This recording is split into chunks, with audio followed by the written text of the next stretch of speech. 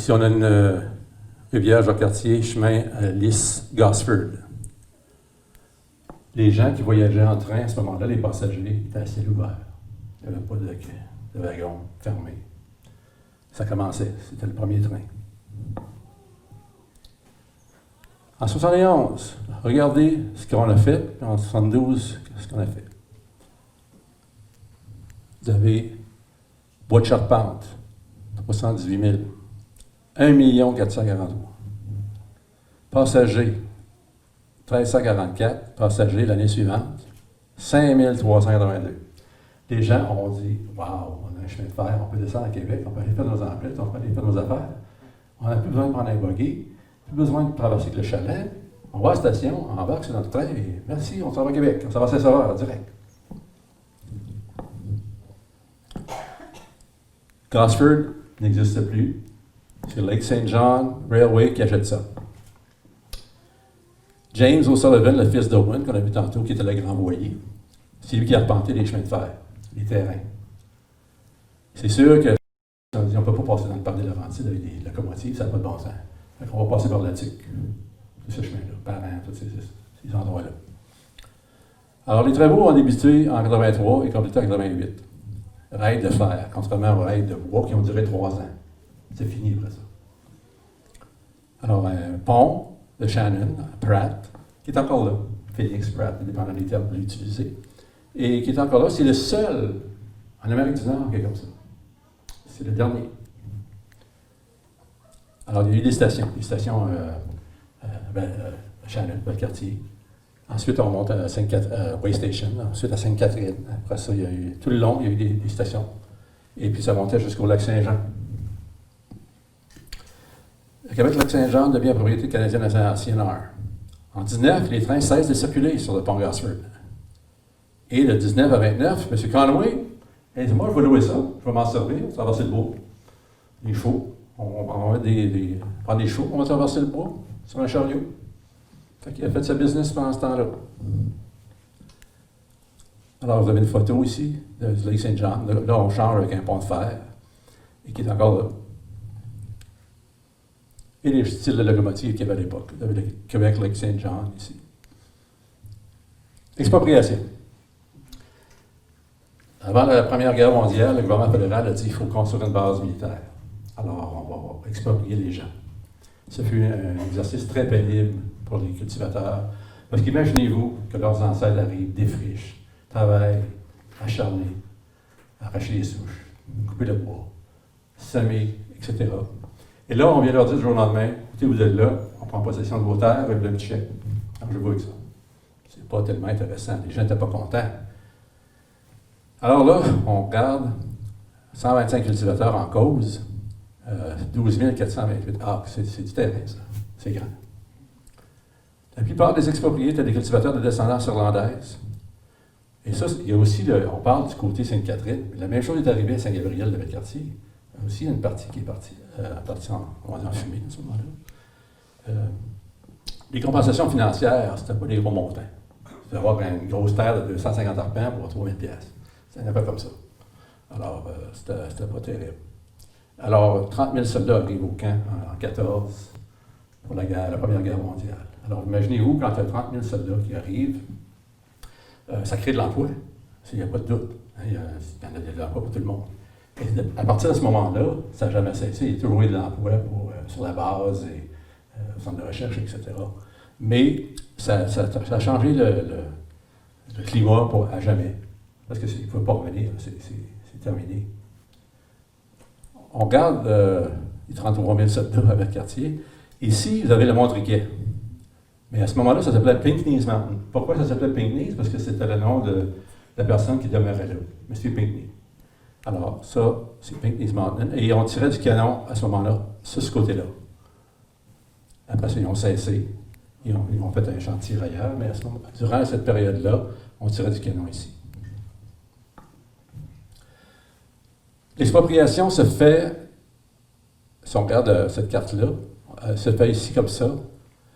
On parle de Shannon, mais à cette époque-là, en 1914, c'était Sainte-Catherine, ça. Tout ça.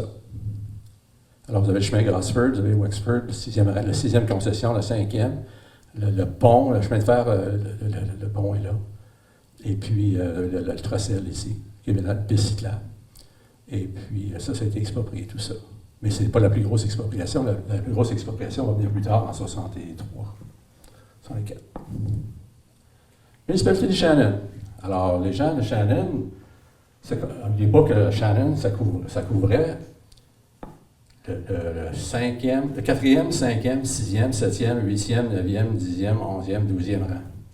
Quand vous êtes assis sur un conseil ici et que vos besoins sont dans le 12e rang, les gens ne sont même pas au courant de ce que vous avez besoin. C'était difficile. Il y a eu comme un genre d'amertume qui s'est produit. Et M. Guilfoyle a dit, ben là, on n'a pas les services parce que les gens ne nous écoutent pas, on est trop loin, c'est trop grand. Alors, ils ont décidé de faire une municipalité. Et puis, M. Guilfoyle est devenu le premier maire. Et puis, la première réunion du conseil a eu lieu à la maison de John Donaldson. En 1964, le gouvernement fédéral a entrepris une deuxième expropriation où 10 000 acres furent rajoutés à la base militaire. Et c'est là que le 7e, 8e, 9e, 10e, 11e et 12e ont été pris par la base militaire. Alors, Shannon a perdu toutes ces concessions-là. C'était plus Sainte-Catherine à ce moment-là, parce qu'en 1964, c'était une municipalité en soi. Alors, M. Guilfoyle, ici, avec son épouse et son fils, et puis le premier maire, il était aussi conseiller. Alors, maire de Sainte-Catherine, conseiller de Sainte-Catherine et maire de Shannon. C'est là qu'il y a eu la première réunion du conseil à Shannon, à ce moment-là. Cette maison-là existe encore. Poissonvaux-sur-le-Lac devient municipalité en 1949. Alors, un autre morceau qui part de Sainte-Catherine. Alors, on perd la base militaire une fois, on perd Shannon, mais Shannon, de par sa nature, perd toute l'ancien Sainte-Catherine aussi. Et après ça, on perd Poissonvaux-sur-le-Lac. M. Thomas Maher a acheté des terrains. On a vu qu'il était abandonné tantôt. Là, mais... Alors, lui, il les a achetés, puis il a fait des divisions, il est devenu un promoteur immobilier.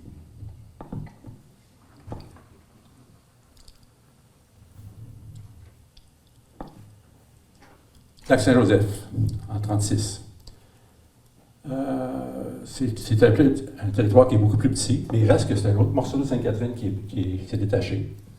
Et puis, Chêné était très important dans ce coin-là. Alors, c'est une petite collectivité de villégiature qui comptait, en 2007, il y avait juste 1100 résidents. Alors, c'est pas beaucoup, mais il reste que c'est un morceau important de Sainte-Catherine qui a été séparé. Et c'est la fin. Est-ce qu'il y a des questions?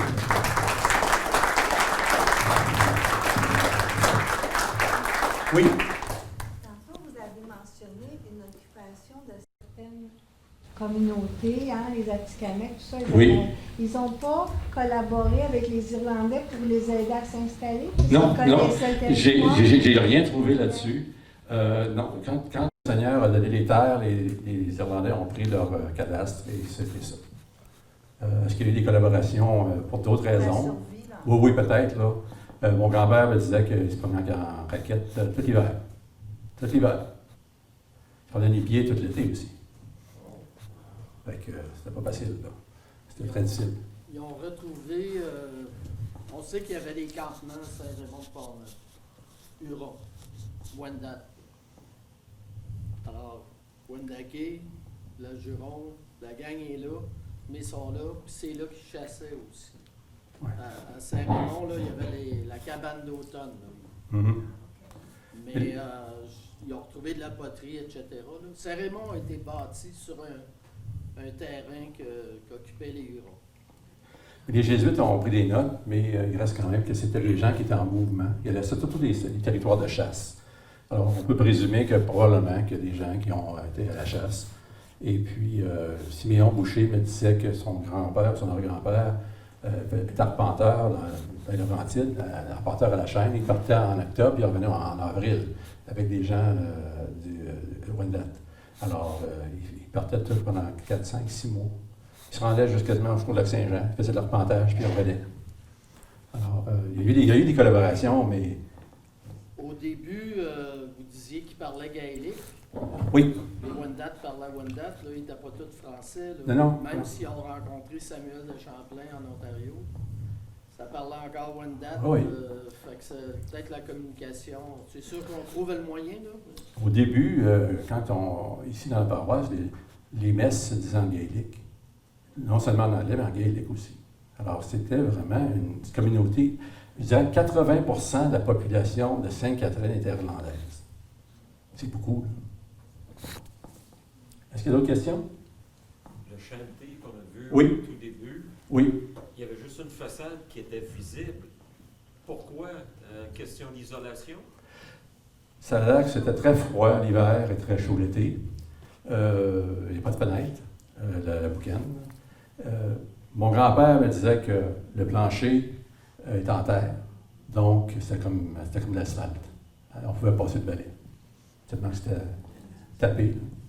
C'était très froid, c'était pas chaud. Il y avait des matelas en paille et des choses comme ça. Alors, il m'a conté ces histoires-là parce que lui, il est né dans un chantier, un des derniers chantiers de la région. Le dernier chantier, probablement, était dans le 7e rang après la guerre, avant la municipalité de Shannon. Il y avait un monsieur, je ne sais pas si c'était un huron, là. Il s'était construit un chantier de l'autre côté de la montagne, sur le 7e rang, et il vivait là avec sa femme et son fils. Puis il a fait ça pendant quelques années. C'est ce qui m'a été conté, mais les vestiges ont tous disparu. Le chantier de mon grand-père, ça n'existe plus. Il y a des gens qui l'ont vu il y a très longtemps, qui m'ont corroboré que ça existait. Et c'était dans la terre comme ça. C'était à peu près 12 par 16. Et puis, ça fonctionnait comme ça. Mais oui. Est-ce que c'était plus facile pour eux de creuser que de couper des arbres, de faire des maisons en hauteur? Il faut regarder qu'en Irlande, des fois, les chantiers en pierre étaient creusés dans les butons. Plus une tradition qui amenait Oui, je pense que c'est plus ça. Mais par contre, les Canadiens français à Saint-Augustin en avaient des chantiers comme ça aussi. Oui, et puis ça, c'est documenté. Alors, on appelle ça les chantiers du Bas-Canada, si vous voulez, au Canada. Il y en avait aussi dans la région de l'Ontario. Et c'était le même principe à peu près. Mais c'était pas tellement bon. C'était temporaire, mais des fois, les gens vivaient ça longtemps. Ils vivaient là longtemps parce qu'il n'y avait pas d'argent pour se construire une maison, ou pas le temps de construire une maison, parce que ça demande beaucoup de temps. Il y avait tout ça en France aussi. Non, parce qu'en Europe, c'est différent. Je ne dis pas en Russie, des places comme ça, il fait froid, il y en a des genres de chantiers. Dans tous les pays, il y a des chantiers. En Amérique du Sud, il y en a partout, il y en a encore. Sauf que ce genre de chantier-là est propre aux forêts boréales, en Ontario, au Québec et Gaspésie. La photo que je vous ai montrée tantôt du Logat, c'est en Gaspésie en 1863. Alors, c'est pas tellement loin, ça. On ne va pas oublier qu'ici, à Sainte-Catherine, il y a des parties, l'électricité est arrivée dans les années 50. Fait qu'on n'a pas toujours eu l'Internet. Oui? Parce que tu dis les chantiers, ma fille reste à Winnipeg, c'est pas loin de là. Même chose, c'est construit dans la terre, la tour Oui. pour faire les murs, parce que le bois était rare. C'était ça temporaire. On a visité un. Oui. C'est le même principe, mais dans les prairies. Oui, ils n'ont pas de bois, alors c'est des tours. Ils appellent ça des sod houses. Et puis, c'est le même principe. Il y en a qui sont en pierre. Il y a des scalpines en Angleterre, pas en Angleterre, en Irlande. C'est en pierre. Il n'y a pas de bois, il n'y a pas d'arbre.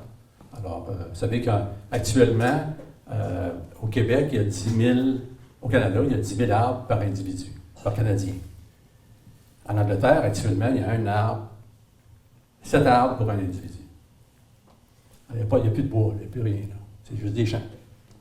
Alors, c'est sûr que nous, on avait la possibilité de construire des choses avec les bio et avec les moyens du bord, mais il y avait de la pierre, il y avait de la roche, il y avait de la forêt. Alors, n'oubliez pas, les arbres étaient immenses à cette époque-là.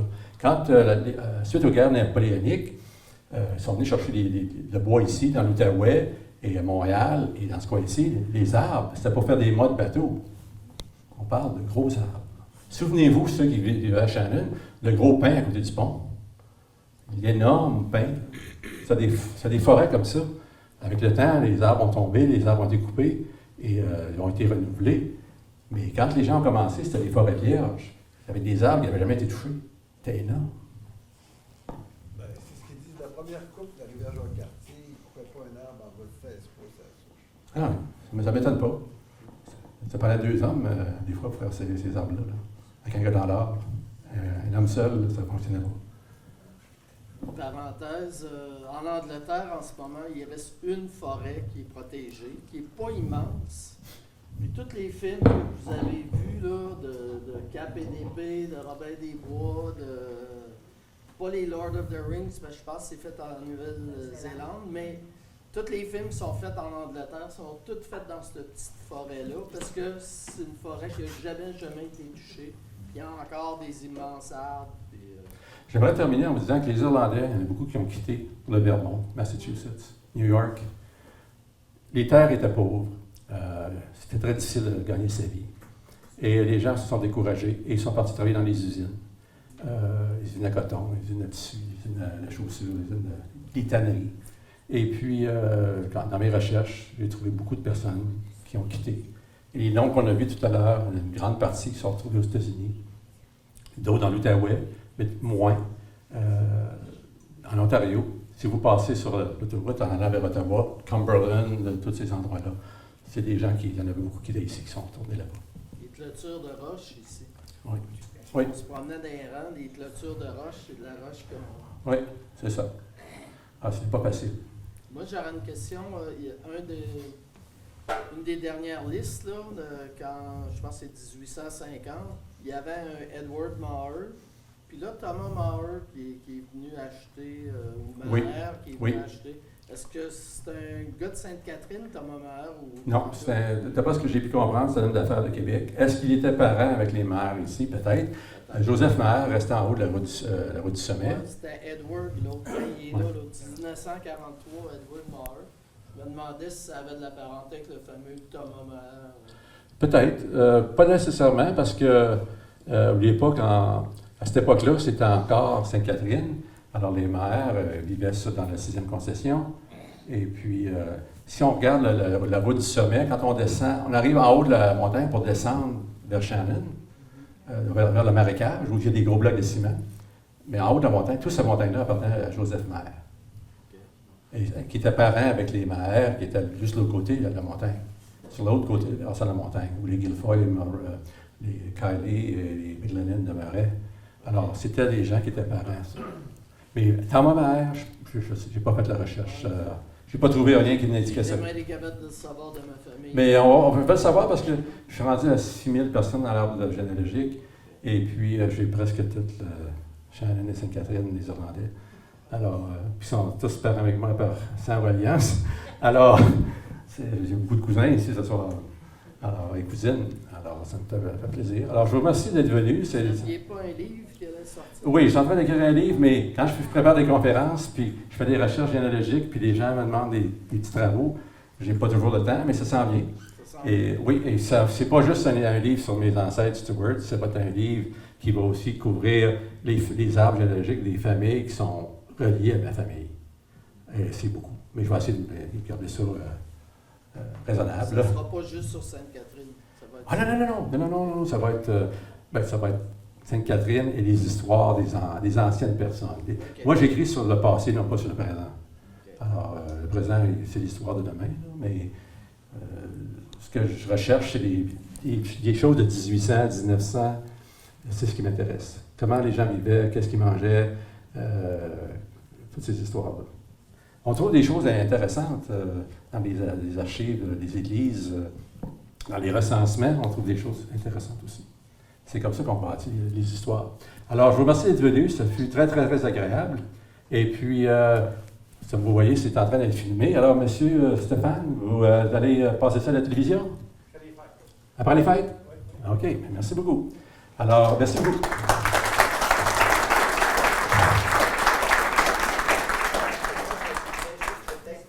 Attends un petit peu. Allez-y, allez-y. OK. C'est beau. Ça fait que moi, je rajouterais peut-être 2-3 petites affaires, mais vous allez voir, ça ne sera pas long. Un gros merci, parce qu'on a toujours un point d'interrogation lorsqu'on organise des choses comme ça. On se dit, est-ce qu'il va y avoir du monde? Il y en aura pas. Fait que là, ce soir, on est comblé. Hein? Vraiment, là, Parce que c'est sûr qu'il y a eu d'autres conférences, mais faites dans le cadre d'une assemblée générale annuelle, là, on dirait que ça fait peur au monde, hein? Parce qu'il y en a qui Dorothée a prononcé une conférence dans ce cadre-là, là, puis il n'y avait pas des tonnes de monde. Hein? Puis après ça, il y a eu des conférences aussi plus ciblées, là, dans un groupe en particulier, mais ça aussi, ça fonctionne bien parce que le groupe est déjà formé. Mais à ce moment, on pourrait presque dire là, que c'est notre première vraiment réunion, là, conférence, vraiment, qui ressemble à une conférence, puis qui réunit du monde, là, qui vient un peu partout, là, puis qui est... Moi, je sais bien, ce soir, je dirais un gros merci à Daniel. Il a créé plein d'images dans ma tête, là, que je me doutais même pas qu'il puisse avoir existé dans l'histoire de Sainte-Catherine. Ça fait que ça, c'est quelque chose, hein, puis ça nous... moi, je sais bien que ça m'incite à découvrir davantage, à chercher encore, puis etc. Peut-être juste rajouter un petit détail aussi pour dire l'importance des coupes de bois qui ont été faites. On prend comme exemple le bois qui existait dans l'Outaouais, là. Il y a des chasseurs qui faisaient des gros radeaux sur le fleuve Saint-Laurent, là, puis ils partaient de la rivière Outaouais, puis ils descendaient ça ici dans le port de Québec, là, attachés. Puis ils pouvaient vivre 15 jours sur ce radeau-là pour faire le trajet, là, Outaouais, port de Québec, Sillery, là. Fait que ça, c'est juste un exemple pour vous dire comment les arbres étaient super gros. J'ai déjà eu les dimensions de ces arbres-là, là. C'était énorme, puis c'était grand, puis il était éliminé s'il y avait un petit nœud quelque part, là, scrap, laissé dans le bois. Fait que ça a bien changé, là, depuis ce temps-là, mais ça, c'est juste un petit exemple aussi que je vous donne en passant. Fait un gros merci, puis un gros merci à Daniel pour la conférence. Ah, puis merci à mon assistante.